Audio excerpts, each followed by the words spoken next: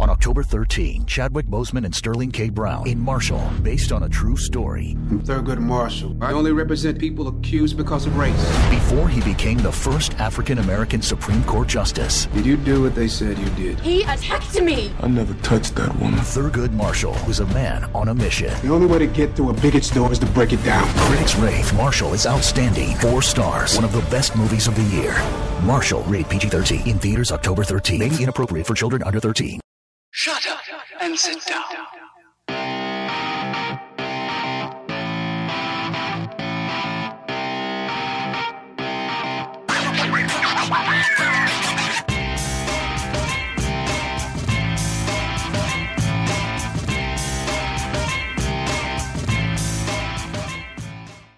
All right, I'm just going to get right into it. All right. With Max.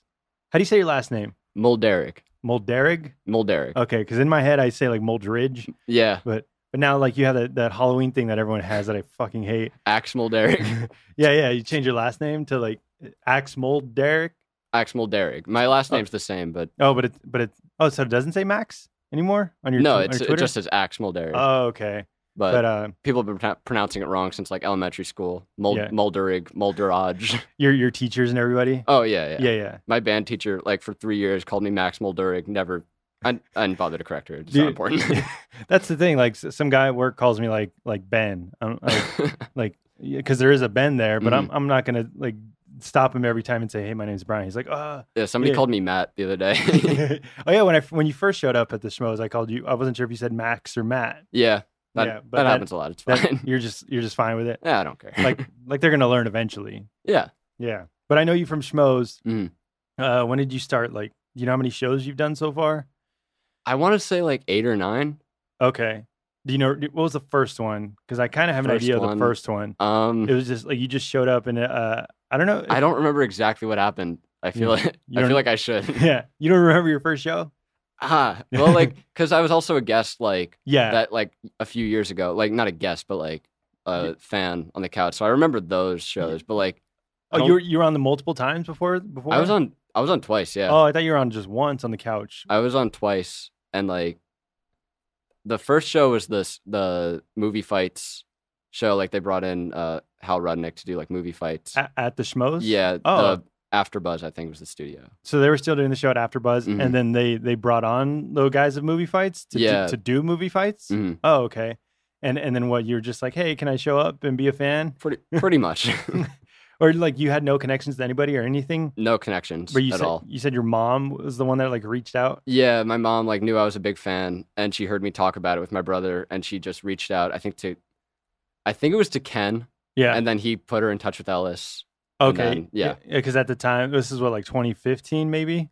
I think it was like winter 2014. Oh, I just remember it was the end of 2014. Okay, so Ken was probably the producer at that time. Yeah, still producer. Yeah, so then he hits her. Your mom contacts him, and then she's like, "Oh, let's have him sit in." And then, but you've been watching. How long have you been watching the show for? I started like early 2014, was when I got like crazy into movies. Okay. So that summer, like, there's so much coming out that summer. Like, what was like a big movie of this? Was Mad Max 2014? That was 15. That was 2015? I think, like, my favorite movie that summer, like, the one that, like, excited me the most is probably X-Men. Because it was Days of Future Past, and that movie was so good. Future Past was the second one of the reboot. Yeah. Yeah, that was a good one. Mm-hmm. I liked the First Class, too. I hadn't seen First Class at that point. You didn't see that before you saw? So did it make any sense? I mean, not really, but like I liked it still. You still liked it anyway? Yeah. Yeah. I just thought it was a good story. So that was the movie that got you into movies, or was there? Well, the movie that got me like into movies was Captain Phillips. Okay. Came out like 2013, like the year before. Uh-huh. And then I started seeing all the movies that came out 2014. Okay. And that's... Yeah. And how old are you at that time? You're like 12? I think I was turning 14 when Captain Phillips came out. So you were born in 2000? 1999. Okay. Yeah. So you're still end like... of 1999, like the tail end. But you're technically like a 21st century kid, or millennial. 20, yeah. But so how did you get? Isn't Captain Phillips rated R? Maybe.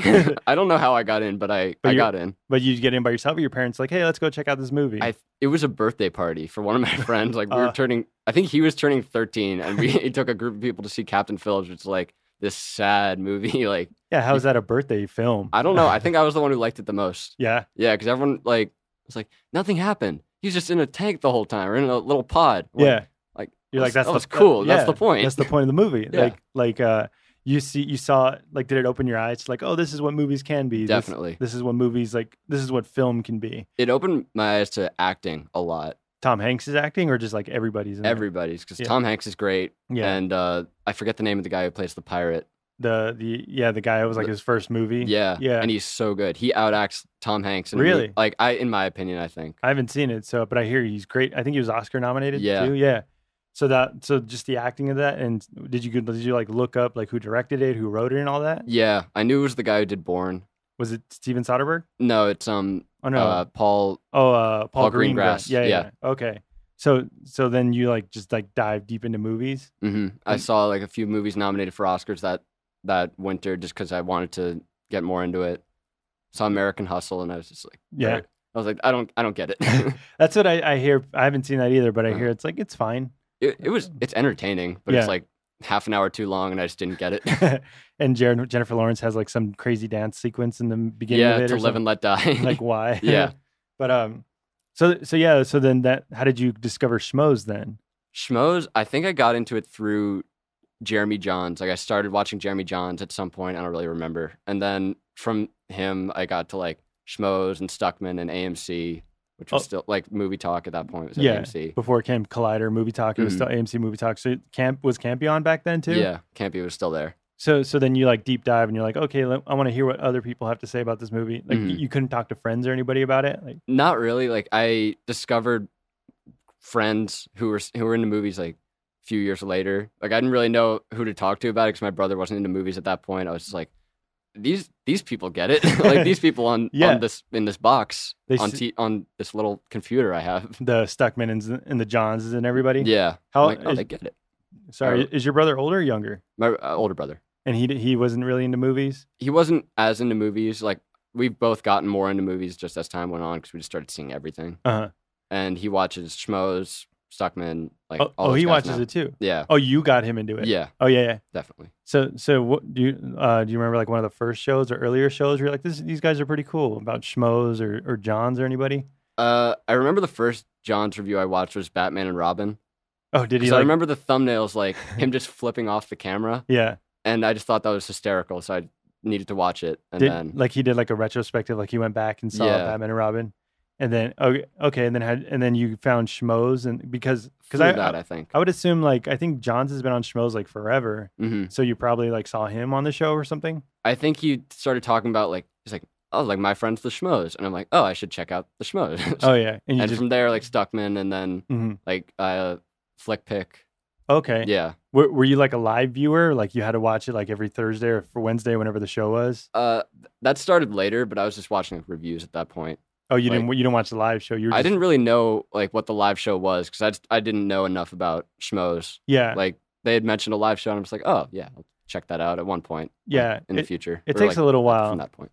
It takes a little while to like understand. We're like, oh, they do a live show. Oh, it's 2 hours long. Oh, it's kind of just like guys hanging out. Yeah. But before that, it's just like you just see them as reviewers, and then you're like, what's the live show? What are they going to review for like 2 hours or something? That's exactly what I thought. Yeah. So then you get into it, and then the first show you went on was the movie fights type show. Yeah.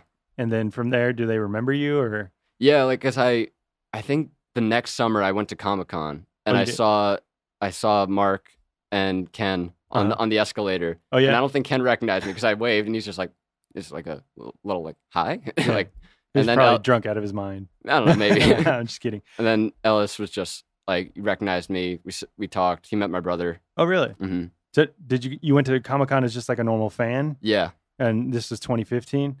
Or 16? I think it was 2014. No, 2015. 2015. Do you know definitely. what was a big like movie or? Well, that was the first year I got into Hall H.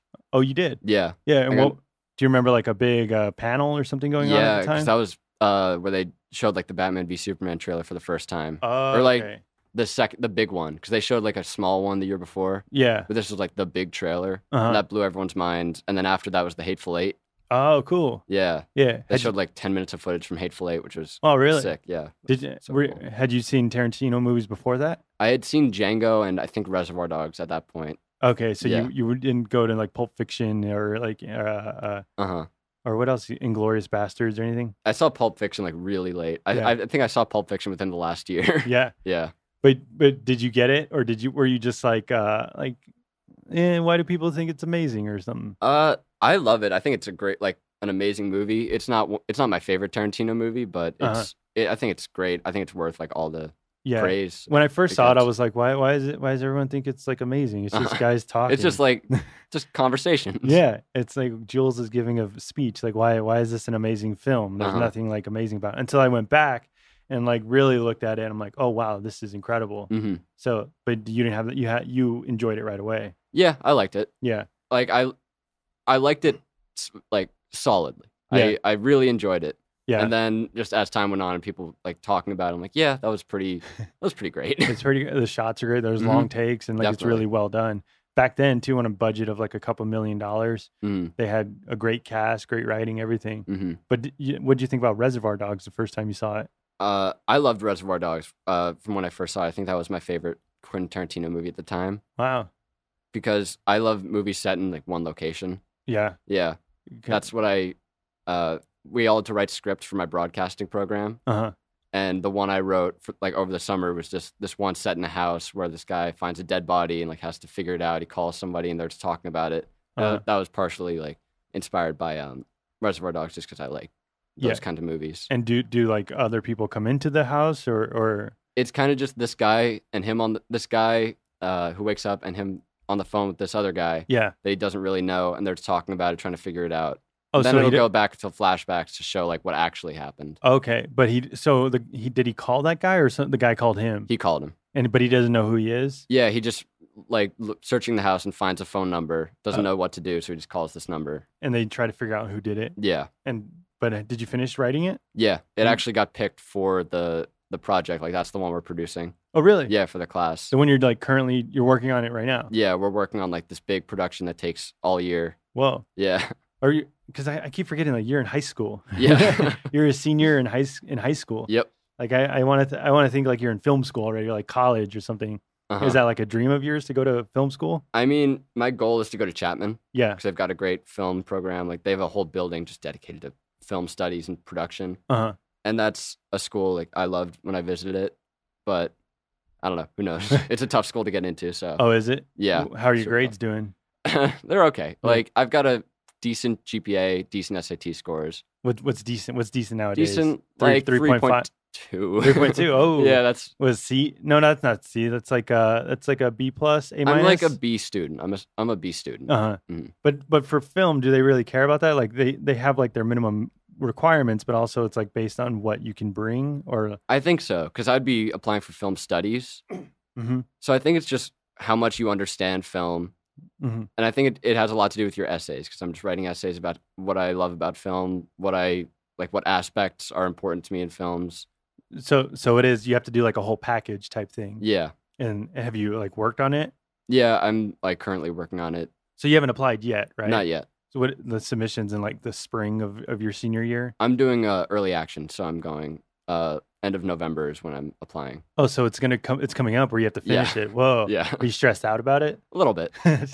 But is that the only one you're applying to, or you're applying to like USC's or UCLA's? I'm applying to like Emerson, San Francisco State, not really doing UC's. GPA matters at UC's, so like I'm gonna. But 3.2 is not bad. 3.2 is not bad, but it's just like they get so many submissions. And like you think they're just gonna disregard anything below a 3.5? Yeah, probably. I might apply to. You might as well try because the worst they can say is no. Yeah, honestly. Yeah. Then you're just like, yeah, at least I tried. Or it can be whatever. Like something could happen where you could get in. Like your essays could be amazing. Or do you do like all those like extracurricular activities or anything? I do some. Like I do this. Obviously, I do Schmoes. Oh yeah. And I helped out with my broadcasting teacher, like live streaming football games and stuff. I try to help out like filmmaking wise and. So live stuff to put stuff on like your resume or do you even have a resume? Yeah, I have a resume, but it's kind of bare. Like it's a lot of white space. Have you worked like a job at all? Sorta. I'm a dog walker. Oh, really? Yeah, I've been walking dogs in my neighborhood for like a year or two. You just like started or like through your mom's friends or something, or like putting up signs and saying... This one guy who lives in our neighborhood was going to college like 3 years ago, and he said, "I need someone to take over for me." And you're like, I always see you around. You're just hanging out. Yeah, pretty much. I'm just walking around aimlessly, and he's like, "Hey, that guy'd be good." He likes walking. Yeah. So what happens? You go to their house. You're like, "Hey, I'm here to walk your dog," and they just give the dog to you. Most times the dog's just in the backyard, and then I take the leash, and then when I'm back, I just leave it in a way where they know I came. Like I lay the leash out like flat so they know I'm there, and then they pay me at the beginning of the week. So there is like evidence that you actually did it. It's not just like, yeah, I did it. Yeah, it's not just my word. But so how do you like? What do you walk around the block, or is it like based on if they poop or something? Or when they poop, I know it's like, okay, now I can like officially start to bring them back, but it's normally around a half an hour. Oh, so it is by the hour. It's not like by the distance. Like, hey, walk my dog a mile. Yeah, it's like walk my dog for 30 minutes. Okay. Mm-hmm. Yeah, and you can pay good money. Yeah, pretty good money. Decent like spending money, like go to see movies money. Oh, definitely. Yeah. But you never done like an actual like a retail job or anything. Never. No. Yeah, you don't have time for that, man. Nah. Got more important things to do. Yeah, you don't have to work at like a Toys R Us or something. You gotta focus on your studies, and you gotta focus on what you're good at. That's what I'd like to do. At some point, I'm gonna have to get a real job. Yeah, like I know, and hopefully it'll be something I like doing. But right now, I'm just kind of focused on like I'm making good enough money with this dog thing. Mm-hmm. So I'm just like, I don't need a real job in high school. I got this. Yeah. For like, what do you spend money on in high school? I mean, I think you play video games, right? Sometimes. I thought you brought it up at Schmoes one time. Yeah, Battlefront 2. Yeah. So do you save up for your own video games and stuff? Yeah, but it's normally about like 1 or 2 video games a year. Like I know Battlefront 2, and then like next year's Red Dead Redemption 2 is coming out. So like I'm just gonna get those 2. I don't really have anything else on my radar. No. Not really. So you just need to make a couple $100, and you're like, yeah, I'll pay for the system. I'll pay for the $60. Is it $60 a game still? Yeah. It's kind of steep. Yeah, but like you think about how many hours you put into it, like it's worth it. At that point. You play online? Yeah. Is that Xbox or PS4? I do PS4. Okay. Yeah. Is it fun online, or because I figure like everyone's so good online, I'm just getting my ass. I mean, yeah, I do kind of get my ass kicked, but like I just play with friends. It's kind of just an outlet to just talk. Yeah. At this point. It's like you're hanging out. Yeah. But you're in your own room. Yeah. Essentially, I never need to leave my house now. Yeah. Do you go out at all? Oh yeah. Yeah. I go out a lot. Yeah, like high school parties and stuff. I've been to a few. Yeah. Not like crazy. Yeah. Like the ones I've been to are just like 20 people. Oh, okay. Then we all like know each other pretty much, so it's just. It's not like a flyer party where like people from all over are just coming in, and no. Those parties freak me out. Yeah. What? Like too many people? Too many people. Too many things that could go wrong. Just like random people coming to somebody's house just weirds me out. Yeah. Well, if it's your friend's house or if it's somebody's house, like if weirds you out, or if you go to someone's house. Just the whole concept of like somebody, like the owner doesn't know this person, but they're just in their house partying. Yeah. It's kind of weird. And using their bathroom and going through their fridge and stuff. Yeah. We used to do that with like random parties we would go to in high school. Or even have random people at our house. It's like, dude, get out of my bedroom. Yeah. Like you shouldn't be in here. Or get out of my bathroom. Like, yeah. Or stop pissing on my lawn. Like what the hell? But is that what weird you out? Or is it like the crowds where you like get like overwhelmed by just like a bunch of people? I mean, I don't like huge crowds most of the time.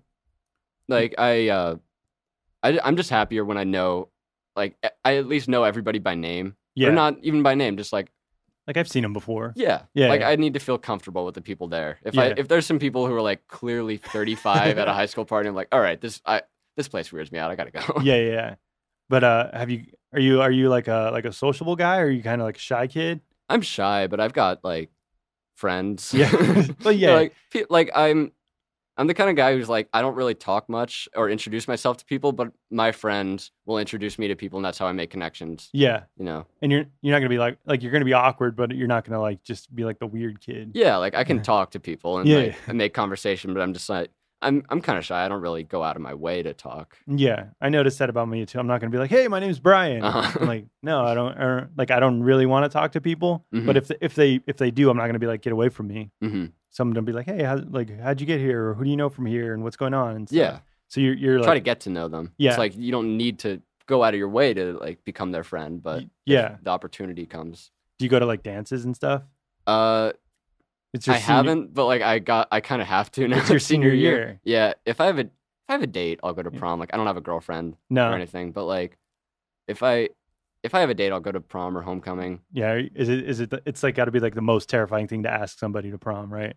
Or any dance at all. I kind of got over that, honestly. Like really, like it's like you said, like the worst they can do is say no. Yeah, unless you do something really weird and they say get out of my face or like. Or it's like I don't know like, you. Leave. Yeah. Or like something like super insulting where like, oh, like somebody wants to ask you out. Like, oh, I hope it's not Brian. Like, oh, really? Why would you say that? Yeah. but yeah, the most they can say. Do you have like a friend, like not girlfriends, but like girls that are friends? Oh yeah, totally. You can be like, hey, you just want to go to prom and we can all go as a group together. You can do that then. Yeah, I can totally do that. You dance at parties and stuff? Not really. I participate. Like I'm not awkwardly standing in the corner like watching everybody dance. I go out and talk to people, but I'm not a rager. Do you have people in school that are ragers? Yeah, absolutely. Yeah, they annoy you? They don't annoy me. I admire them, honestly, because it's like, you're so brave. You're putting yourself out there like to criticism. Yeah. And like, that's what you're afraid of? Like other people like criticizing you?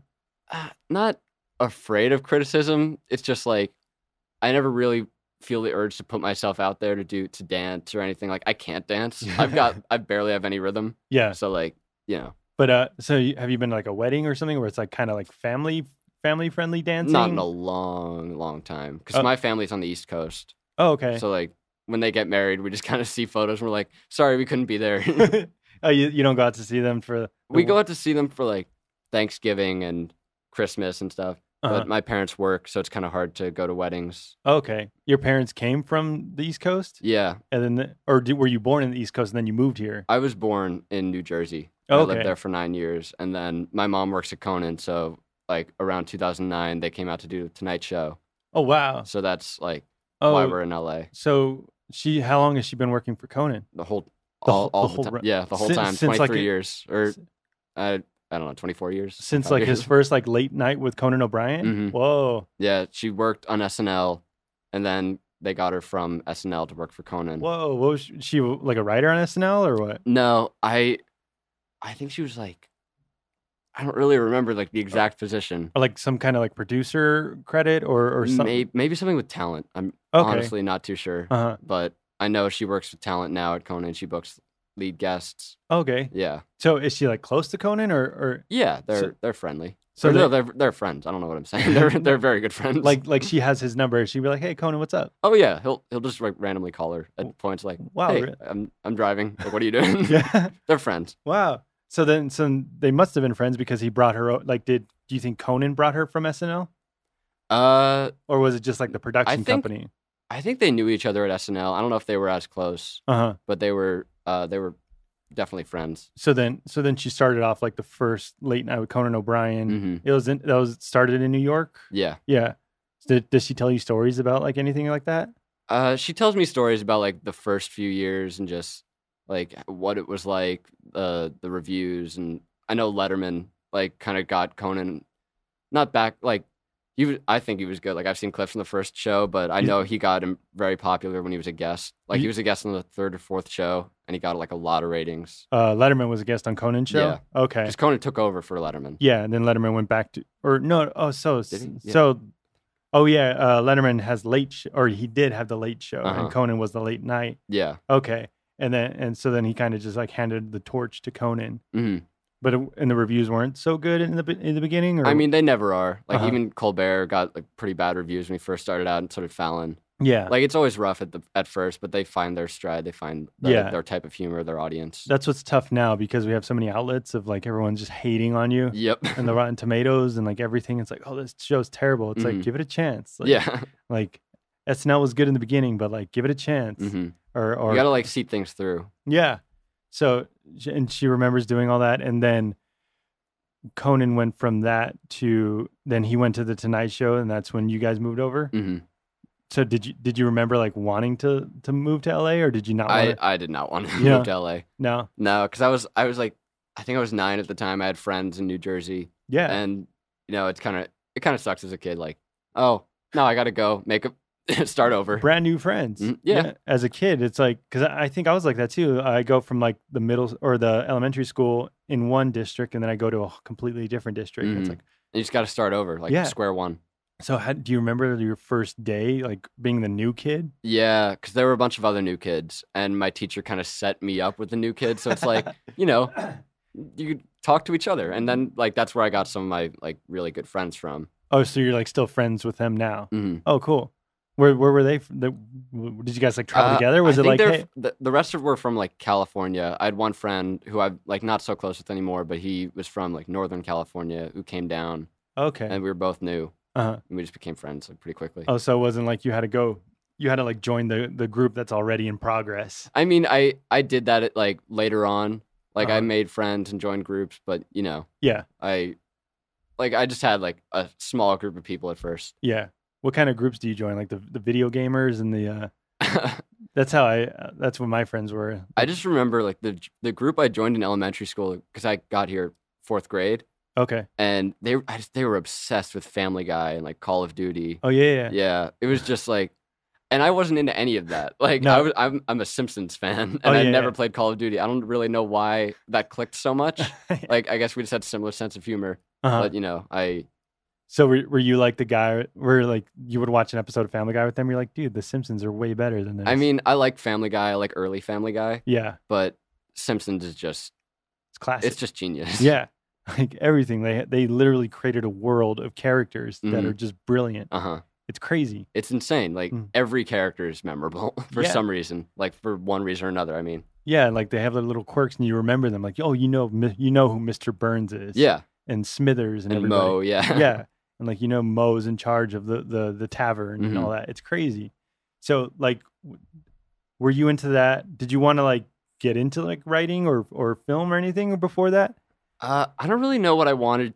Like as a kid? I wasn't really the kind of kid who was like, I'd want to do this. Yeah. Because I didn't really know like the different kinds of jobs and what they had. So I was just kind of like watching The Simpsons and I was like, I don't really need to worry about that right now. Like, oh, you didn't have to, you weren't thinking about the future. Not really. You're just like yeah. Until like once I started getting into movies, I was like, I really like this. Yeah. I want to be involved in some way. Mm-hmm. Or another, like I have no. Oh, you didn't think like I'm gonna follow my mom and be like a part of like a TV show or do something or. Not really. I was never much of a TV person other than The Simpsons and like other shows like Arrested Development. Okay. Just comedies. I like those. So you're into comedies? Yeah. Yeah, it's not like like not even like sitcoms really. Just funny shows. Yeah, yeah. Like Curb Your Enthusiasm and Seinfeld have always been on in my house. Oh, really? Yeah. But like through your parents? Yeah. Okay. My brother was obsessed with Seinfeld as a kid. So they helped you with your develop your sense of humor. Definitely. And you're like you're kind of like an old Jewish man who like understands understands Seinfeld. And like the Seinfeld references and stuff. Oh yeah, I get the Seinfeld references from my teachers, and I'm the only one who's like, hey, I get that. And she's like, what? You're like, she's like 15. Yeah. So like, do you listen to stand up at all? Some, not a lot. I don't really watch the stand up specials like I know I should.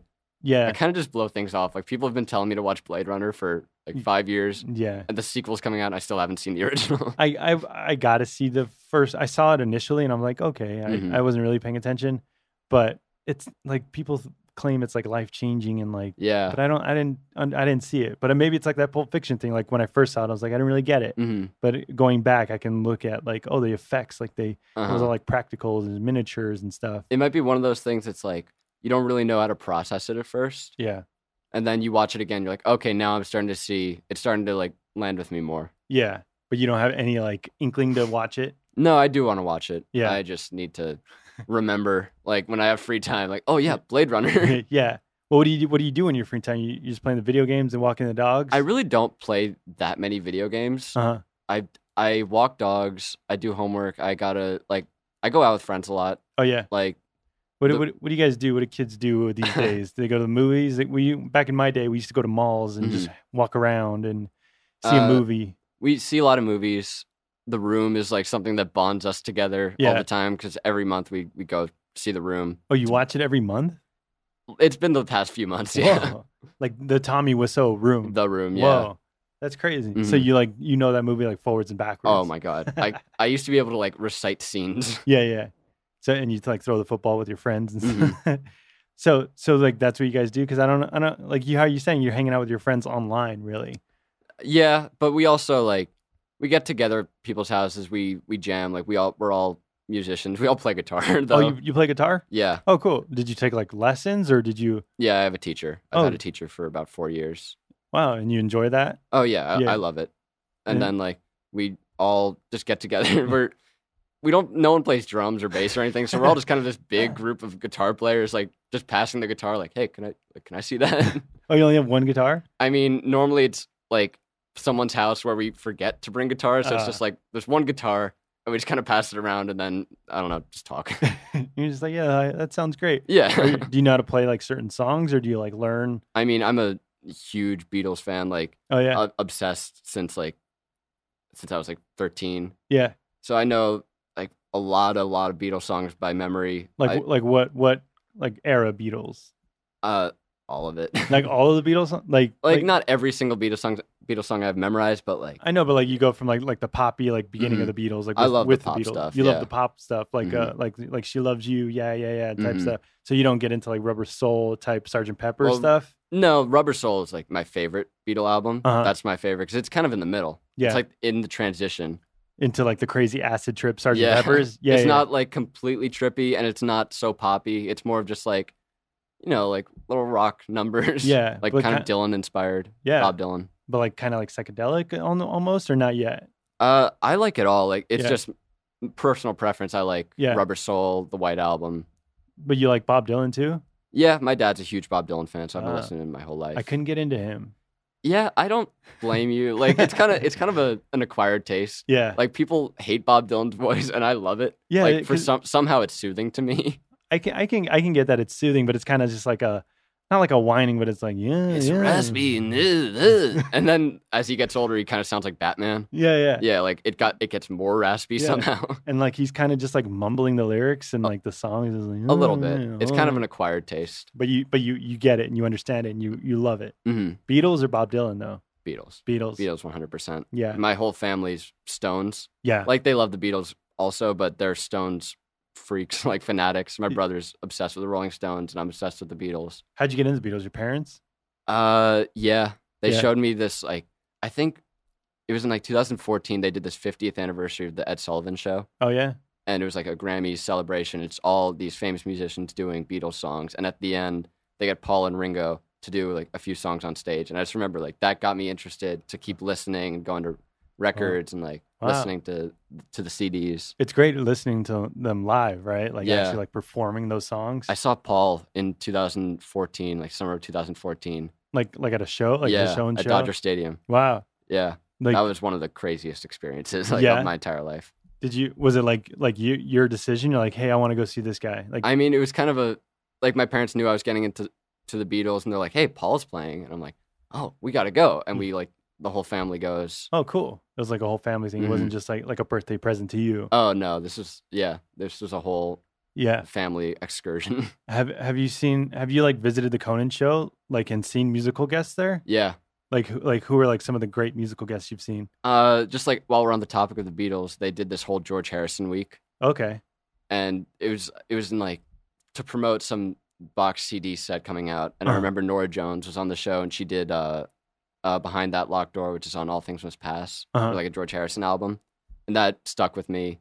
That was the performance. You're like, wow, this is amazing. Like, so that's such a good song, and she's so. I love Norah Jones. I think she's great. Well, that name sounds so familiar, but I don't know anything by her. Well, you know, like you remember Ted? Yeah, the movie Ted. She's in that for a bit. She like cameos for some reason. It's the concert they go to. Yeah, and she's the daughter of Ravi Shankar, who's there's this Indian Indian sitarist. Shankar's the guy, the producer I know. Yeah, that's his son? No, are they not? I think he's also a producer. I think. The Ravi Shankar. Ravi? Yeah. Wait. The one that was on Schmoes, like one of the. Oh no, that's Adi Shankar. Yeah, okay, but they're not related at all. Oh, No, I meant music producer. Ravi Shankar's a music producer. Okay. They could be distantly related. Like Larry David and Bernie Sanders are related. I just found out. Really? Yeah, like they're cousins. No way. Is that true? Or are you just like just looking up a YouTube or like a? Oh no, like I think it was some show that like tests blood or like traces your lineage back, and Larry David and Bernie Sanders are distant cousins. Wow, that makes sense. Yeah. So do you remember any other like musical acts? Because I would imagine like Conan put on like a bunch of crazy acts like when he was first on. Because I remember Slipknot was on Conan. Yeah. Did you see them live? No, I only really started to go to shows and like, because I went to shows when I was a kid just to visit my mom at work, but I normally just stayed in her office. I didn't really have much interest in this live show that's so cool, like downstairs. For some reason, I didn't really care that much. You didn't care about like, hey, they're putting on a production there. They have like these guests from these awesome movies. Like I didn't realize how funny it was at the time. And then like as I got older, I was like, oh, this is so good. I kind of wish I went down and like watched the show. Yeah. But do you talk to Conan in like person? Mm-hmm. Is he like the same guy as you see on screen, or is he he's like just as funny? Yeah. Yeah. I would imagine like he's a Harvard grad guy. Mm-hmm. He's a writer. Yeah. Did you write for The Simpsons? Yeah, he did. Yeah, right? He wrote Marge versus the Monorail and Homer Goes to College, those episodes. Really? Yeah. I don't remember those. Marge versus the Monorail is the one, it's the Music Man. Uh-huh. The show, The Music Man, they like parody it. Okay. Yeah, I'd have to look that up. Yeah. And it says like actually like written by Conan OBrien. Yeah. Yeah. Because I remember like I've heard stories about him, like he was on the Harvard Lampoon and he's always been like a comedy writer. Mm-hmm. So it's kind of weird that they chose him to be the host of the late night or late show. Late night. Yeah. Yeah. I think it's great. Like I love, I think Seth Meyers is like a really good host right now. I'm not a huge Fallon fan, but it kind of just seems like they're getting the guys from Weekend Update and bring them over to late night. Like it's kind of a formula now. And they're just doing the same thing. Like yeah. Seth is just doing his... Seth is doing Weekend Update, but he's good at it. He's good. Like, yeah. Can you say you like Seth, or do you have to be like Team Conan, Team Coco all the way? I'm Team Coco. Like Conan's my favorite host. Yeah. I got like a sticker on my computer. Like when I'm on the computer at Schmoes banning nasty commenters, I've got like a Team Coco sticker on there. But Seth and Kimmel, I think, are two. I think Kimmel's great. Yeah. Mm-hmm. You like that, like his type of humor where it's like, it's kind of dark, his humor. Who, Kimmel or Seth? Kimmel. Yeah, a little bit. Because like the stuff where like the prank videos, he's always been into pranking, like pranking kids. Where they like go to Hollywood Boulevard and just like lie to people. Lie witness news. Yeah. Or pranking kid, like the parents telling their kids that they ate all their candy on Halloween. Low key, I find that a little fucked up, but like. Yeah, it's kind of dark. But can I swear on this? You can okay, say whatever. Yeah, okay. I'm just afraid to this curse in front of you.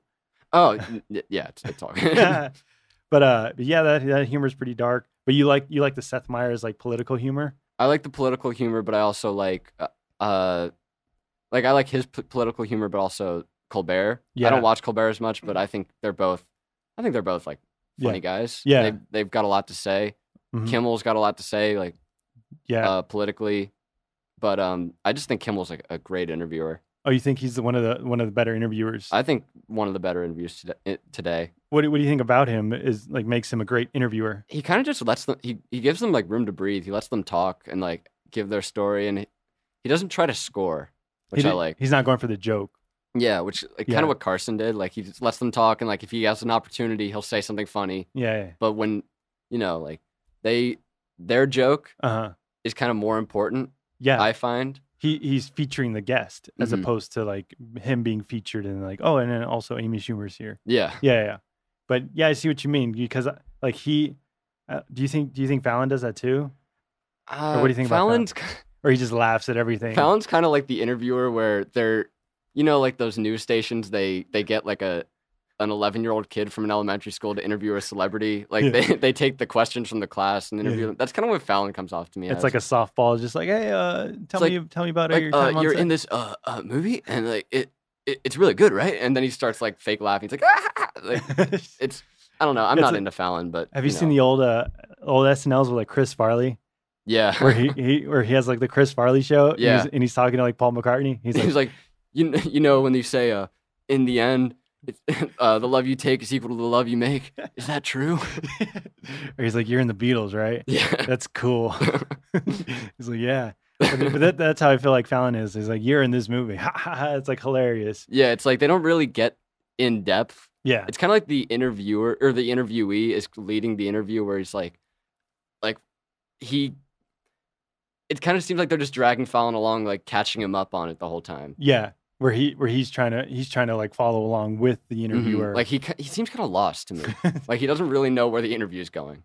Yeah, I don't know about. I'm just not a Fallon fan. No, I get people are, and you know. That's the thing. Like he's like the general, like he's the Tonight Show host. Like he has to be loved by everybody. He just has to be like the softball, general, like lighthearted guy. He can't just be the biting Stephen Colbert type humor. Or it kind of has to appeal to a wider crowd. Than the Late Show or Seth Meyers. Yeah.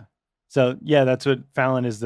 He has to do the stupid games and like the password games and some of those are funny. Like I've watched those and been entertained. Yeah, but like it's just not my kind of style. Yeah, like after a while you're like, okay, like there's like shit going on in the world. Yeah. Like let me hear about it. Stop playing beer pong with Mila Kunis. Like let's talk about some issues. Yeah. But were you old enough to like watch the Colbert Report when it was on? I never really did. I knew everyone loved it, and it was like this big Emmy like winning show. I never really watched it. Like because when that was on, I was like kind of young. I was like 14. Yeah, so you didn't really get like you didn't understand like the character he was playing. Yeah, I didn't really get politics either. Okay. Like I wasn't that into politics then. Yeah, but now like I respected for like being it's original. Like he's great. Yeah, or he was great because he was playing this character and just like tongue in cheek and just. Like he wouldn't be able to say that. That's what's so tough for him now on the regular Late Show. Like he can't say those questions or ask those questions. But if he's doing it as Colbert, like it's funny. Yeah, because like he can ask like Bill O'Reilly. It's like, well, so why are you such a terrible person? Yeah. But like as a character or like he kind of gets away with it because he's playing a character, but like he's playing this doofus character who's like doesn't really understand who he is. That's what was so great, and like his interviews are great too because he can go there without being a dick. Yeah.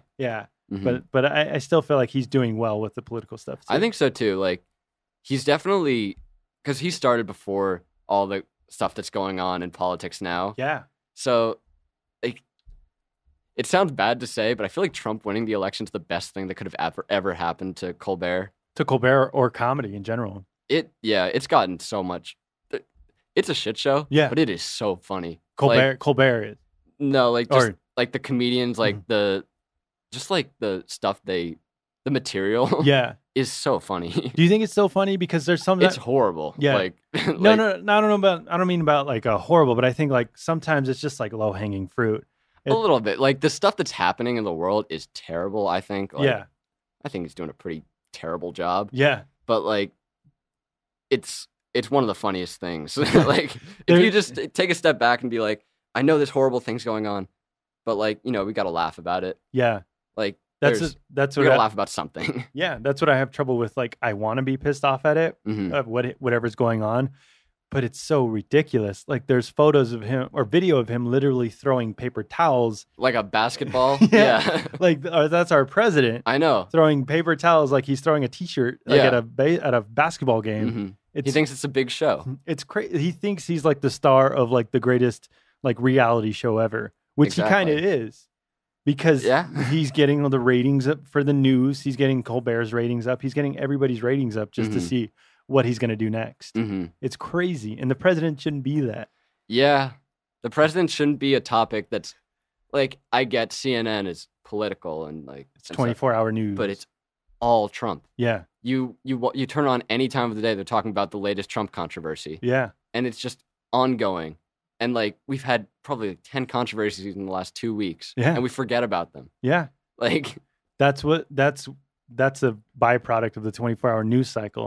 I think Anchorman 2 kind of like poked fun at that. Where it's like, really? We're going to have news for 24 hours? What are we going to talk about? It's like, well, we have whatever we have to. It's like, we just got to make news. Yeah. And you just like, when news was on at a certain time, you prepped and you gave the news. But now it's like, oh, and you remember that news. But now it's like, oh, you forget at hour 5 what happened in hour 1, just because there's so much shit going on. Yeah, now we know so much more. Yeah. So it makes things a little less important than they should be, or certain things more important. Yeah. Just depending on how much they talk about it, or like what the debate can be. Yeah, there's never like an in-depth conversation or like even follow-ups too. Like I always have trouble like going back and saying like whatever happened to that guy? Did he go to prison or like what? Like, yeah, because that was like 10 stories ago. Like you can't really like no one's thinking about it anymore. No, it's crazy. And then everyone forgets about everything. Like when Megyn Kelly is like on the Today Show, everyone forgets what she did on Fox News. Yeah, where she says Santa Claus is white. Yeah. You're like, really? You're gonna argue about a fictional character? Yeah. What his race is? I know. Like that's what you're saying, and like you're saying you're a journalist, but you're giving your opinions about Santa Claus. Yeah. It's like that's not your place. No, it's crazy, but that's like how you say, just have to take a step back and just laugh at it because of like the absurdity of it all. I think it's a genuine human reaction. It's like, I don't know what to do. We got to make some jokes. We got to like be happy. Yeah. Do you notice? Does Conan get political at all? I haven't really like watched his monologues. He goes political, but not overly political. He doesn't want it to be I know like they don't really want it to be a political show. They don't want it to be like Colbert. Yeah, they don't want it to be like political, like John Oliver, Colbert. Yeah, but they want to poke fun at it. They know what's going on. They want to make it known that they know what's going on. Yeah, like, the absurdity of it, but they still want to just like do stupid comedy, which is like absurd comedy, like the weird characters. Yeah, like Minty the Candy Cane and the masturbating bear. Does he still have that? I feel like he brings him around like once in a while. Because I remember that was a big thing. Sorry, I just burped. I remember that was a big deal where like, because that was like property of NBC. Yeah. So he couldn't put it on TBS. I think at a point they like, I'm pretty sure I remember like at a point they let them do it and they brought in like Triumph, the insult comic dog, and the masturbating bear. Yeah. And like all those characters. Who's the guy that does Triumph? I can't think of his Robert name. something. Robert Schmeigel. Yeah. Yeah, he's great too. He's so funny. Have you met him? No, I haven't. Yeah. But he's cause I don't know if he writes for Conan or he did. He did. Or I think did he write for Letterman too? Because I remember like Letterman had a huge like writing staff. I think he had like Louis C.K. on it. I think Conan might have been on Letterman. I don't think so. I don't know. I know Louis was a writer for Conan like early on. Oh yeah. Yeah. He's the one that he got Conan in trouble because I remember this story. He got Conan in trouble because he gave Conan a joke and Conan's like, I don't want to do it. And Louis he's like, come on, do it, you pussy. Conan's like, all right, I'll do it. And the joke was there was a story about someone found old coins. So the joke was, he's like, these coins are so old you can buy slaves with them. Oh Jesus! So then, like, I've never heard that. It's a story where I think Conan was. You can look it up right now on YouTube. Where and then Conan's like, the crowd hated it. They got almost like booed. Oh my god! And then Louis C.K.'s just like, I'm sorry. That's like something you can totally see in Louis C.K.'s stand up. Yeah, like he's very much like. He's funny, but he does a lot of shock value where it's like, I can't believe he said that, but it's so funny. I don't know why I'm laughing. But like funny, like it's true though. Like a lot of stuff he says is true. It's like, oh yeah, that makes sense. Yeah. And it is like, it's not just like pointlessly like, like bordering the line of racist. Like he does it for a purpose. Yeah. He's not like an Anthony Jeselnik where he's like going for that shock humor, but he's like bringing in like a point to it or a side, some perspective to it. Absolutely. Where like he kind of makes fun of like religion, where he says don't say we're not living in a Christian world. He's like, oh yeah, if you want to like debate that, what year is it? And that's his joke. He's like, our calendar is literally based on before Christ and after Christ.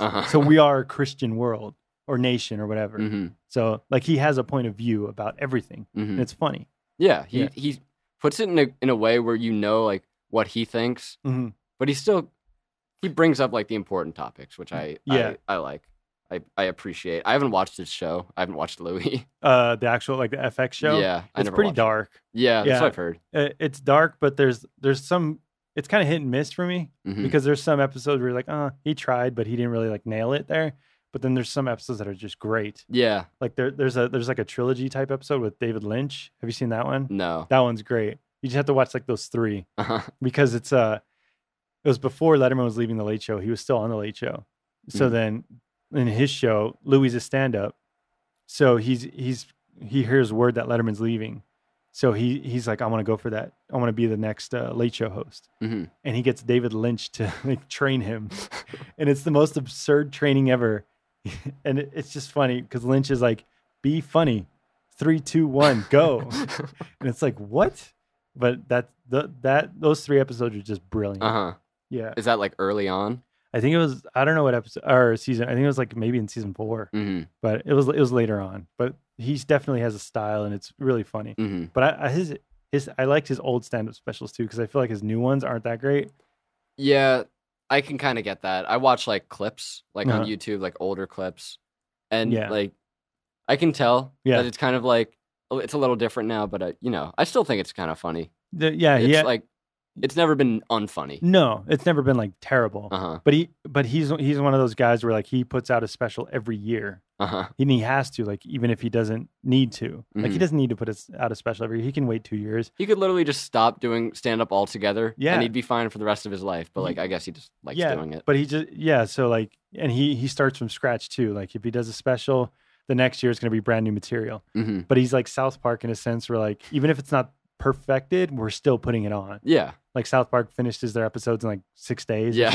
Like, and then like the last season's not that great because you can tell like, hey, this should have used a rewrite or like took some time and stepped away from it. South Park puts things out so fast. They're like a lot of the times they're the first shows to like comment on issues. Just because they like put together episodes in less than a week. It's insane.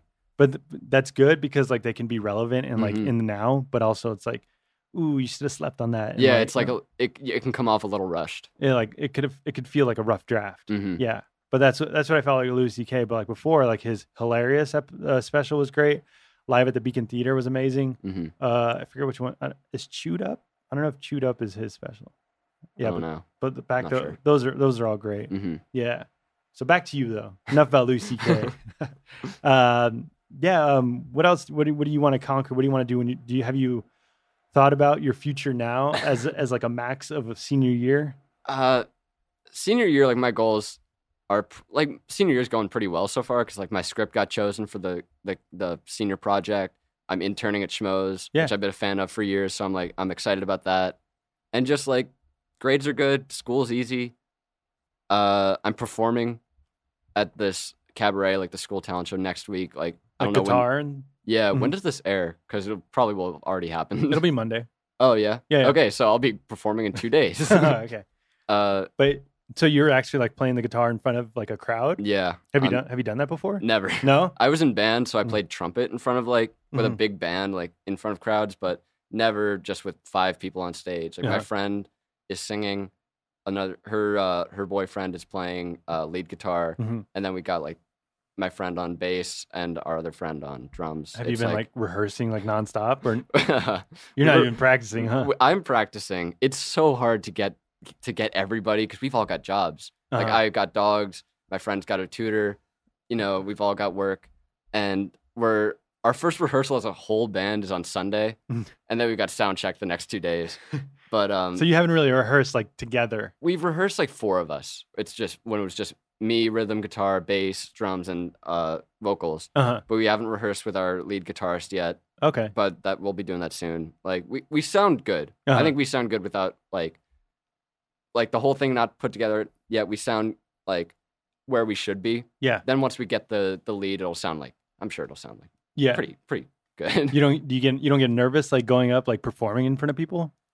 I might I haven't gotten that like nervousness yet, but I'm sure once I'm about to do it, I'll get it. Yeah.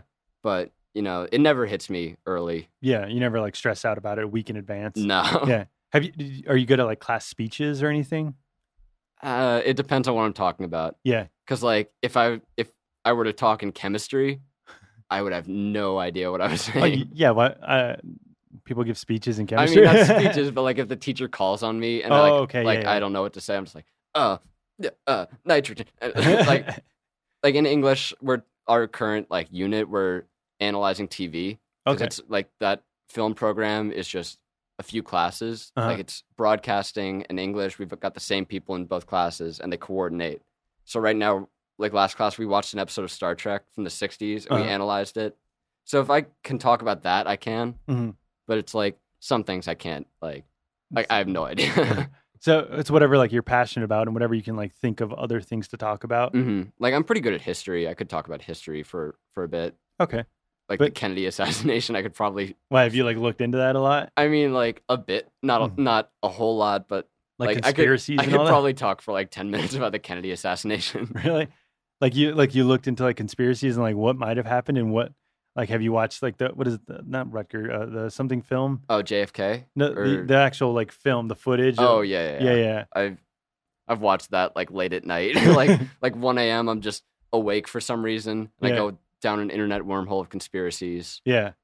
So that's what you're good at. You're good at like the histories and the Englishes and the. Yeah, those are my two stronger subjects. Like academically, like broadcasting, I'm pretty okay at. Film appreciation, like I know. What do you do in broadcast? Do you guys have like a news update at school or something? That's just a group. Like a group of people will do the news, which is KYOTV, because we're the Calabasas Coyotes. And but our class kind of just focuses on like small little productions, like to teach us things. Like this year is our biggest production yet, because we're doing this like 20-minute short film. The one that you wrote. Yeah. Okay, so it's like actually like a production of. Yeah, that's our first like big production, but like right now we're working on PSAs for a nonprofit organization, like 30-second PSAs. Okay. So what is it broadcast? Like they give you a camera, they teach you how to use the editing software and stuff? Or no? I'm not so great at editing. Like it's never been something I've liked, so I don't really do it that much. Like normally people in my group like it more, so I'm just like, all right, you can. Yeah. Like if you like doing it, you can do it. I'll write. I'll shoot it. Like so I'll do whatever else I can do. I just I'm not so good at editing, so. But you like camera work and stuff and like setting up shots and everything? Yeah, I like that. I like writing. I like pre-production's like my favorite phase of production. Really? Yeah. I'm like one of the few, because like a lot of my friends like post-production. It's just like getting the whole thing together. I get why they like it, but it's just like I don't know. Pre-production is just the part where you get like all the things together, all like get the ball rolling on certain positions and stuff, which I enjoy. Yeah, so you like the inception of the idea and like creating it and everything. Like you like the writing of it. Yeah, I do like the writing. So have you like written stuff with friends or like got together? I've come up with like concept with friends.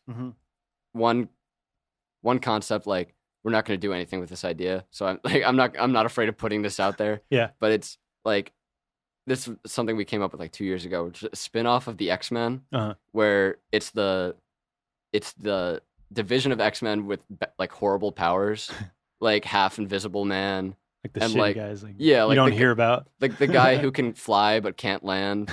It's like just like what are they doing? Like not everyone has a cool power. Yeah. That sounds like something would be on Conan, where it's like they come in and like, now here's the guy who can fly but can't land. Yeah.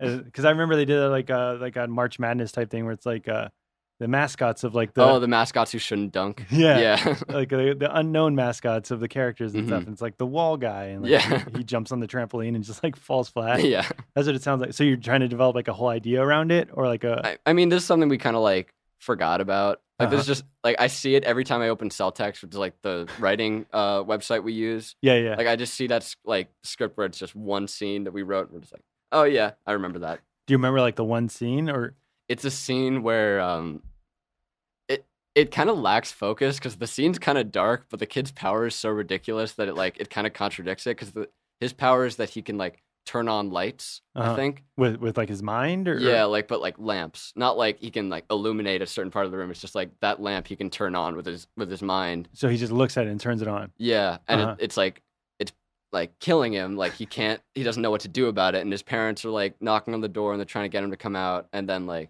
some specialist comes and takes him away. And like the scene's really dark, but the power is like so ridiculous, and we make it so ridiculous that it makes no sense within the scene. But that can develop into something where it's like, oh, now he has to power the one thing with his mind. Yeah, even if it's going to kill him. But you want it to be funny, like you want it to have like a comedic angle. I think we wanted it to be a dark comedy. Okay, but we never really followed through. What do you have like favorite dark comedies, or you like Curb? Would you call Curb like a dark comedy? Curb can get dark, yeah. Or dark comedies, I like, or like movies, like dark comedy movies. I mean, my favorite movies. Like some of my favorite movies are like Rushmore, And Okay. Wes Anderson's movie, and Annie Hall is another one of my favorites. Yeah. But I wouldn't say those are dark. Those are just kind of like They're like quirky. the kind of commentary type. I don't know. Yeah. I wouldn't say it's dark comedy, but I'd say it's like quirky romantic comedy. Yeah. Like, I don't like romantic comedies with like Reese Witherspoon. No, like the that one chick- that just the came chick out, flicks like one. Home Again. Yeah. Like, I don't see those, but like the ones that are good, I like really appreciate. And then like, I don't know, they say The Room's a dark comedy. But like, it's not unintentionally. like unintentional Yeah. comedy. Yeah. I mean, But the Disaster Artist looks awesome. oh, it looks so good. Like at first, when I saw the first footage, where it's like, oh, they're just gonna kind of make fun of Tommy Wiseau. Mm-hmm. But then, like, seeing the full trailer, The full trailer like gives them both like motivation. Like, you get why they're making this movie, yeah, which I like. I never read the book. me neither. Yeah, But but I've now- heard it's hilarious. Now I kind of want to go back and be like, and look, but I just want to see the movie because I don't want to like compare it to the book and be like, oh, they took out this part. Yeah, I normally read the book after. Yeah, that's what I feel like would be a lot better because then you can say like, oh, they left it out or this changed this or whatever. Mhm. But I know Robert says that's like one of his favorite books that he's ever read. Like he said- RB3. Yeah, Yeah. He said it was The Disaster Artist is the name of the book. yeah, that's know, the name of the book. And it was written by the guy in the movie. The guy who right? plays Mark, yeah, I don't- his friend yeah. with like the red shirt, like on the roof. So like the cut off sleeves. Yeah, Yeah. So he wrote it like to talk about his experience making the movie. I think like his experience making the movie, how he met Tommy, Uh-huh. and how it just affected his life. I gotta read it. I don't know why I haven't read it. Uh-huh. I've read like the beginning and then I just kind of forgot about it. Oh, but- so it does go into like, or I don't know if you know, but it might go into like the not the backlash, but the fallout of the movie, Mhm. like how it became like the kind of like this cult yeah, hit. I think. Oh, I never got to that part of the book. I like the only part I read was like the beginning where he met Tommy, yeah, and I don't know, like the movie looks like it. It- The movie looks like it's doing a good job of like capturing the book from what I've heard because my friends have read it. yeah. That's what looks great because like I thought it was just gonna be about the making of it, Hmm. but it goes back to like Tommy wanted to be a big actor, Yeah. and he thought he was gonna be a great actor. They were both theater actors at first. See, I didn't know any of that. Uh-huh. And then he's like, "Oh, let's make our own movie." Uh-huh. And then they did it. I thought Tommy just came out of nowhere and just like did his own movie. I mean, like as an entity, like I don't even know if he's human. Yeah. But he comes out of nowhere. Yeah. He's just like no one knows where he's from. no one knows where he's from. No one knows how old he is. Like or where he has like $10 million to yeah, make a how movie. he got his money. Yeah. Like, how did he afford to make It's- all this movie? Or It's this? very like suspicious. Yeah. There's like theories where like he sold clothes or something. Yeah, I read like coats imported from Korea in Yeah. like on San Francisco streets. It Yeah. got like a lot of money somehow. Like, there's no way he made $10 million or however. know. Like, and in The Room doesn't look like a $10 million movie. I know, but like because he bought all the equipment yeah, instead of renting it, he just bought cameras and like lights. yeah. Which why? Oh wait, he bought the lights too. I think he bought like all the equipment. Oh wow. Yeah. I thought he just bought the cameras. Because I He know, may have just bought the cameras. but I don't know. I think he bought like most of the equipment instead of would- renting it. that would be insane. That would make sense why it's $10 million or Yeah. however much the budget is. It's somewhere around there. Yeah, I don't really know the exact number. Because yeah, you go to some lighting studio, you rent it out for like the weekend, and then you shoot it. But Mhm. if you bought all, But he that- just bought it.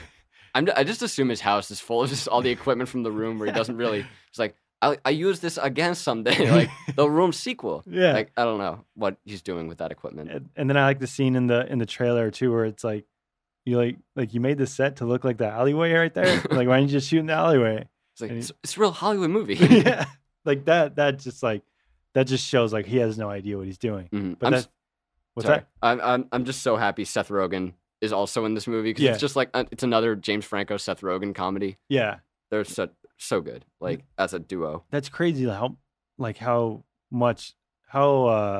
successful Rogan is. Like, he's brilliant in everything, but like he has Preacher, he has this movie, he has everything. He has comic book. I think he's coming out with like a Hulu special. Really? Yeah, Wow. That's- He's everywhere. yeah, it's insane. Hmm. But it's like he's good though. Like, And he's like the least important character on Freaks and Geeks, like where he started. He's in like 10 episodes. yeah, he's just like the stoner who's just like, what? Yeah, and gets a story arc at the, like the very end. yeah.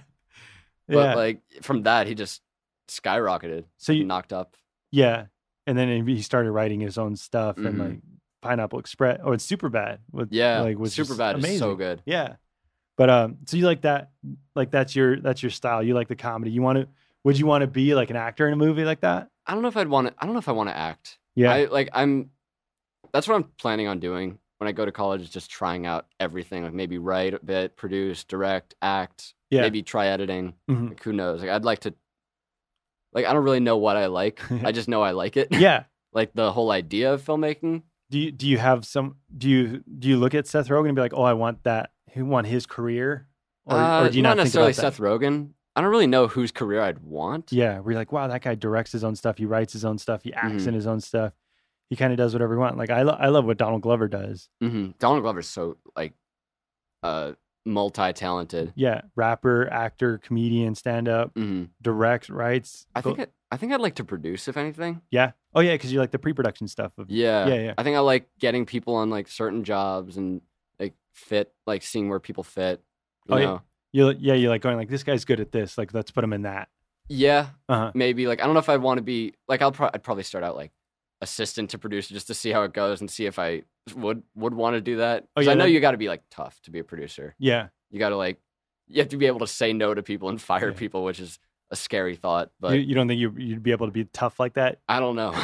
You think you'd be like, oh, I'm sorry, like you can stay or yeah. Because on the student film, I'm not the writer currently. Like I wrote the story, but we've got other writers rewriting and stuff, and I'm fine with that. But I'm doing casting right now. So I'm gonna have to learn how to say no to people. You have to like people are gonna audition in front of you. Yeah. Wow, and you have to be like, all right, thanks. Yeah. See you later. We'll call you. Yeah. And then I won't call you. That's got to be like the most like that's gonna be hard. Yeah, that's got to be the most stressful thing. Where you're like, oh, this guy like he's really trying. Like he could be good, but he's not right for it. So you can't be like. You can't let him down easily all the time. Because you can't say like, we'll find something. It's like, yeah. Because this script only has like 4 characters. Yeah. So like we're going to have to be tight and like, we got to cut people, like say no to people. We're just going to. Yeah. Like, I don't know how I'm going to. That's the business of it. You can't put them down easily. And say, like, because that would take forever. Like, oh, I'm sorry. Like, you have to be like, no, get out. We're waiting for the next guy. Because like, I know these like struggling actors in LA. I'm sure they're not all struggling, but they've done auditions before. They know how it works. Yeah. I'm sure they don't get every single part they audition for. I mean, yeah, that's going to happen. It's like a job opportunity or job interview. Like you don't get every job you apply for unless you're awesome. Yeah. And like perfect. Unless you're God. Yeah. But like that's the business of it. It's just like, yeah, I didn't get it. I'm going to move on to the next one. And I noticed a lot of people like that. Once they're used to the rejection, they don't take it as harshly. I think the not amateurs, but like the people who are new to it, they take it personally or personal. But then like after a while, they're like, okay, like I tried. Yeah, and then you try again, and then you get a part. You find something that works. Yeah, because I think everybody has talent. Like you think so? You think anybody can be an actor? Not everybody can be an actor, but everybody's good at something. Yeah, and they're gonna. I like to think that everybody's gonna find something they love doing. But, you know, it comes early. For some people, it comes later. Yeah. You find it at different times. So you don't stress out, like, because you're young as shit. You don't have to think like, oh, man, like Seth Rogen was already doing stand-up at 17 years old or something. But yeah, I'm just like, everybody goes at their own pace. Yeah. Finds their own, like, they find their stride at different times. Yeah. You know, I'm content with, like, where I am right now as a student. Dude. High school's easy, man. High school, like junior year, I was told that would be a tough year. I guess I didn't take any like honors or AP classes because I'm in this film program. I know I have friends who did take it who are in the film program, but I just like couldn't. But they're like it's so simple right now because I'm in statistics where it's just we're just talking about observational studies and like experiments. It's it's so general basic stuff. And I heard senior year's like easy. The easiest year. Yeah. Has it been going easy so far? Oh my God. It's so easy. Like you're just sleeping through it. Like there's some tough stuff. I'm like econ. Oh yeah. Is a tougher subject. I like it. Like I like learning about it. It's just a little tougher. But just the terminology of it and just you kind of have to grasp like a lot of concepts and you know, like I'm sure I'll understand it eventually, but like right now I'm just like I'm not really sure like what some stuff means, but I'll get the hang of it. But yeah, like English right now, we're doing stuff I enjoy, like watching older movies and TV shows and analyzing it. Broadcasting, we're we're just expanding on stuff we learned last year. So you're having fun during your senior year. Definitely. But people told you that junior year was going to be the hardest year, and you're just like, it wasn't that hard. Junior year, like, it's difficult because I guess it's the most workload you'll get out of the 4 years. Because you have to take the SATs and everything. SAT, you're learning to drive. Like, a lot of people are getting their license then. Yeah. So it's that coupled with, with chemistry and U.S. history and just tough assignments. But, like, it was stressful at times, but, like, I don't know.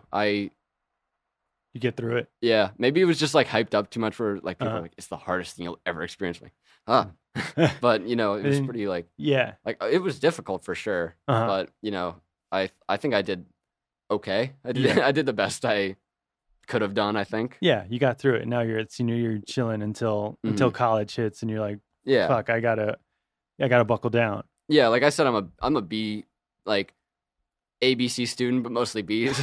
So it's like I work, I study, I get B's. I'm fine with B's. Yeah, like it doesn't matter in the long run. Like, you think like grades don't really matter? I think they matter. Yeah. For college, and college matters for career. Mm-hmm. But I think if you really want to do something you love, you'll find a way to do it. Yeah, like a lot of people. That makes sense. Like a lot of successful people don't even go to college. Mm-hmm. But like I would recommend you still go. Now. Yeah, absolutely. Yeah, but like don't stress out. Like I stressed out a lot about getting that A. I needed to get A's in everything. Mm-hmm. And then now, like, no one's asking me, like, oh, did you get an A in that class? Like, it doesn't really matter. But it's whatever you put into it. Yeah, and I think it's a lot of it has to do with work ethic. Like, yeah, if you think in high school that grades don't matter, you're gonna have a pretty bad work ethic. Yeah, and then as a bad work ethic in high school leads to a bad work ethic in your career, in college and life. Yeah, and it's like I think it's about developing like habits. Yeah, study habits, work habits,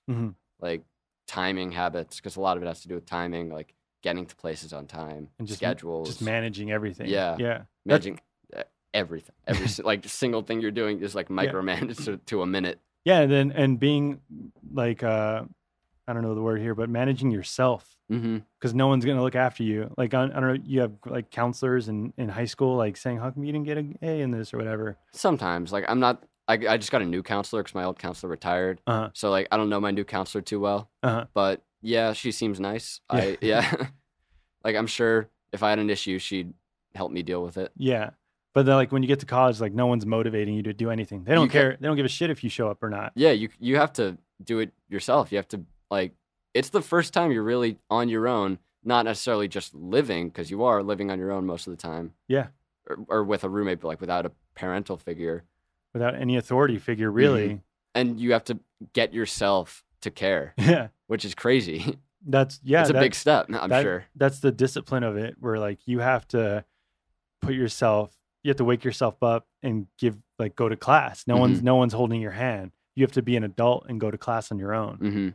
And that's why successful people are successful. Yeah, because they figured out how to manage themselves and manage their time, and like they just know how to play the game of life. Yeah, well, that's how you were saying, like it's just like high school, college, and everything. No one really cares about grades. They care. It's like kind of like tests, where it's like you passed the test of high school, so like you were able to get through it. You were able to do well in it, and now you're going to college. And people say, like, why do I have to learn stats in college? It's like, I don't care if you learn stats, but I care that you tried and you completed it, and you motivated yourself to complete it. Just like, because it shows you have that discipline. It shows that you can complete something. Yeah. And be good at that. It shows you have like the drive to get yourself to like do something well. Yeah. It shows like you developed a skill that you didn't have any knowledge of. You worked at it. Now you know it. And now you can recite it and teach it, whatever. But it's all like tests, and you get what you put out. You get what you put into it. So that's what I think college is. Yeah, I would agree. Yeah, it's an intimidating thing though. What's that? Like college, just like the idea of like being on your own. Yeah, yeah. Well, do you have friends that are going to go to like Chapman with you, or like planning on going? We're a few of us are applying. Like some of my friends in the film program, but like Chapman's a tough school to get into. We're like, if not, I think we're all gonna not stay close, but I think we're all gonna have each other's contacts. If we get into the industry, we'll probably like, hey, you want to give me a job? Like, yeah. If like my friend who's like directing the capstone, she's like very much has the drive to get into the film industry. If I don't succeed in college, I'll be like, hey, anything you want me to do, like I'll do it. I want to try. Yeah. You're just gonna you're gonna keep in touch and being like networked with them. Mm-hmm. So you're like, hey, that's my buddy. I know he can do this, and I can help him out with that. Mm-hmm. Yeah. That's all it is, man. Mm-hmm. That's all anything is. Networking. But in the end, does it really matter at all? In the end, the universe will swallow this earth as a whole at some point, and none of what we do matters. Or will we implode from within? Do you think? I don't know. I think if we're gonna die in any way, I think it's gonna be the spread of disease. Like if our species goes extinct, I think it's gonna be like probably spread of disease or like something like a super bacteria that we can't like it just happens kill. Too fast. I don't think it's gonna be like a zombie apocalypse or anything crazy, but it's probably gonna be like some like the Black Plague. Yeah, some form of that comes back and we're where we can't have a vaccine to prevent it or anything. Everyone's just like fucked. Yeah. Yeah. I don't know. That's really depressing. Yeah. Oh, if you want black comedies, dark comedies, Coen Brothers are where it's at. Yeah. I haven't seen enough Coen Brothers. You gotta watch A Serious Man. Watch that shit right now. That's like one I've heard of, but I always hear people talk about like No Country for Old Men or Fargo or Fargo. You haven't seen Fargo? I haven't seen Fargo. Ooh, I would start off with Fargo. No Country for Old Men's good, but like to me, I was like, that's not really a Coen Brothers movie. Mm-hmm. But I haven't seen it in a long time. I've seen the first half. Yeah, I like it. Obviously, I can't really say much like not having seen the second. Yeah, but I was a little thinking like I don't know why everybody loves this, but then again, I need to watch the second half. Yeah, you haven't finished it. Yeah. I love True Grit though. Like that's one of the ones I've seen. The Coen Brothers are crazy because like that's another one. It's like that's not really a Coen Brothers movie. Yeah, it's a Western. It's a Western with like weird comedic moments that are like weird and funny. like quips that could take you out of the movie, but they for some reason they work in that movie and it's really good. Mm-hmm. But Fargo started off with that. That was like my film school with that. Really? Because I love that movie. Is that one of your favorites? Yeah, that was the one where I was like, I get it. Do you have favorite movies? Oh, you want to hear my favorites? You haven't listened to my podcast, man? All I talk about is One Flew Over the Cuckoo's Nest. Have you ever seen One Flew Over the Cuckoo's Nest? No. Ah, man. Whenever you're doing, stop what you're doing today or tomorrow, whatever. One Flew Over the Cuckoo's Nest. Mm-hmm. That's just like when you talked about like you like things set in one space or one area.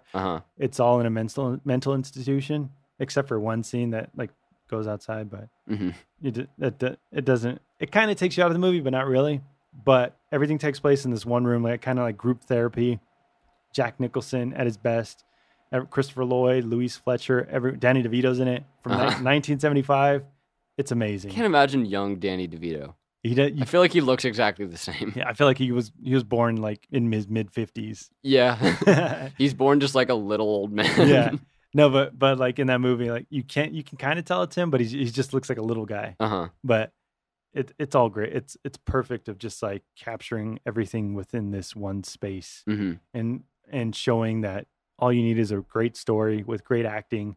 You don't need chase scenes or action scenes. It's great. That's my favorite movie. You know, it's a great movie that takes place in one location, like nearly the whole time. What year? I don't know the year. I think 80s. Which one? What's that? Misery. Misery. Is it the Stephen King? Yeah. That's a great one. That movie's so intense. That's one of my favorite Stephen King adaptations. Same. Because Kathy Bates is awesome. She's so good in that movie. And you're just like, and now it's another one where it's like, it's really dark, but like at the same time, there's kind of like comedic moments in it. Yeah, like she's funny. Yeah. Weirdly. That's the weird thing about Stephen King characters. Like the amount of times I laughed in it. Yeah. That movie's like can be so funny, but it's also scary shit. But it's also have like this demonic clown. Yeah.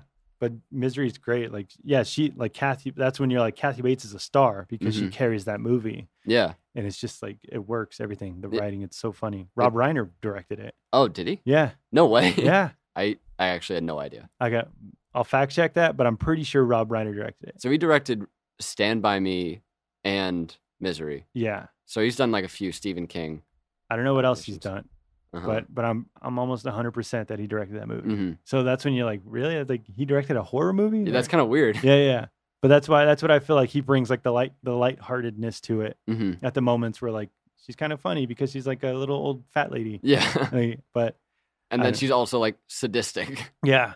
And then the scene where she, like, spoiler alert for the movie from the 90s or 80s, whatever, when she hits his ankles with the sledgehammer, that's one of the scenes where like I have to look away. Yeah. Like all these other like torture scenes or like guy getting his arm chopped off, whatever, like I'm like, okay, like that's not realistic. But they set it up so well. Yeah. It's like building to that the entire time. And you're like, she's not gonna really do it, right? They're gonna turn away, they're gonna like not do it. Something's gonna interrupt her, but no, she does it. Yeah. And like there's consequences to it. Like now he has to walk with a limp or with cane and he can't run out of the house anymore. Yeah, he's in a wheelchair for the rest of the Yeah. or like does he like crawl out of the house? I don't even remember. I vaguely remember, but I remember like that's what like it makes it tougher for him to get out because his ankles are broken. Yeah. Yeah. So that's why that's what I like. It's real.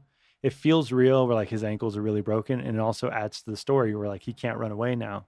Like important stuff. I've heard in the book it's like much worse.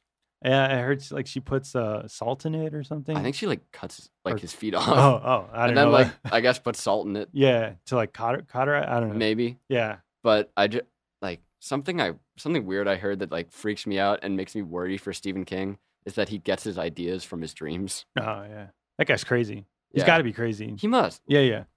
There's like a fine line between like crazy and genius, and like he's like always It's a little like, bit of both. Yeah. Yeah. Like how does he come up with all these ideas? I just imagine like he wakes up from a nightmare, or like we wake up from a nightmare. And we're like in a cold sweat. We're a little scared. Yeah. Turn on the lights or whatever. But he wakes up from a nightmare. He's so happy. Yeah. He gets out a notepad and he starts writing. Yeah, he's like, oh, that was brilliant. Yeah. I just almost got killed. I almost got murdered in my dream. Yeah. Let me write it down. A monster truck that's trying to eat me. Yeah. Before we go, Mhm. you're talking about scary movies. Anything you're afraid of? Afraid of? Yeah. You afraid of clowns, darkness? Snakes freak me out. That's a good one. Like, not like in the Indiana Jones way where I just like, oh, I hate snakes. Like they're just genuinely like they weird me out. right? They have no legs. They just move. How do they slither across? I don't know. So fast. And then they can snap at you from a distance. Like They can jump. Yeah. It doesn't make any sense. Mhm. That's what's scary. The tiny rattlesnakes. 'Cause there are a bunch of rattlesnakes where I live. Those Oh. tiny ones are like the most dangerous ones. You've been in contact with a rattlesnake? I've like not in direct contact where I've been bitten, but I've seen one and like have had to call like the fire department because Oh, that's shit. like that's what they do in my neighborhood. Yeah. But they're the most dangerous ones because they don't know when to stop like pumping venom into your body. What do you mean? The baby ones, Because because when they bite you, they like pump venom or something. I don't know the exact term, but but like the experienced ones know how to like just like paralyze you, but the the inexperienced snakes like just they kill just- you. I don't know. It doesn't kill you instantly, Uh-huh. but I think you're in much more trouble if you get bitten by a baby rattlesnake. Ah.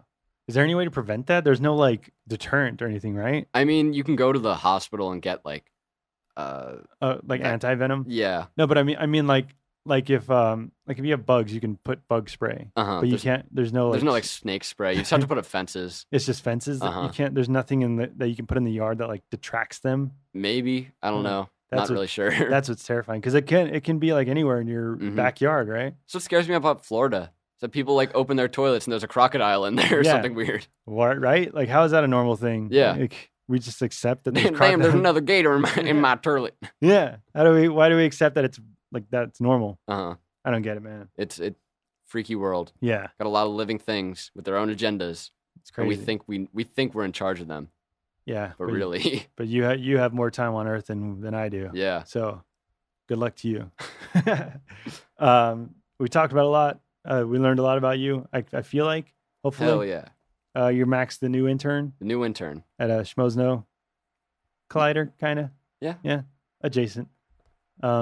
Anything else you want to talk about? We want to say or bring up anything? I can't think of anything like Yeah. specific.